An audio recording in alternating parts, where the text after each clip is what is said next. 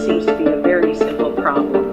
Mr. Micawber, one of those happy creations of the genial Dickens, puts the case in a strong light when he says that to have annual income of £20 per annum and spend £20 and sixpence is to be the most miserable of men, whereas to have an income of only £20 and spend but £19 and sixpence is to be the happiest of mortals. Many of my readers may say, "We understand this. This is economy, and we know economy is wealth. We know we can't eat our cake and keep it also."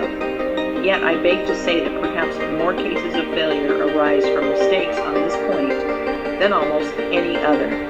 The fact is, many people think they understand economy when they really do not. True economy is misapprehended, and people go through life without properly comprehending what that principle is. One says, "I have an income of so much, and here is my neighbor who has the same, yet every year he gets something ahead and I fall short. Why is it? I know all about economy."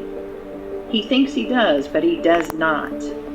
There are men who think that economy consists in saving cheese parings and candle ends, and cutting off 2 pence from the laundress bill, and doing all sorts of little, mean, dirty things.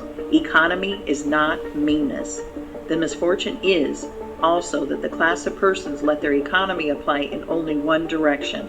They fancy they are so wonderfully economical in saving a halfpenny where they ought to send 2 pence that they think they can afford to squander in other directions.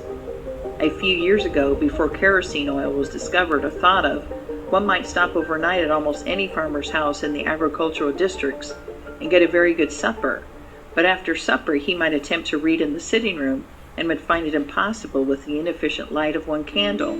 The hostess, seeing his dilemma, would say, "It is rather difficult to read here in evenings. The proverb says you must have a ship at sea in order to be able to burn 2 candles at once. We never have an extra candle except on extra occasions. These extra occasions occur perhaps twice a year. In this way, the good woman saves $5, $6, or $10 in that time.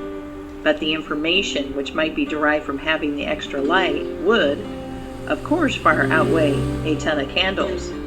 But the trouble does not end here.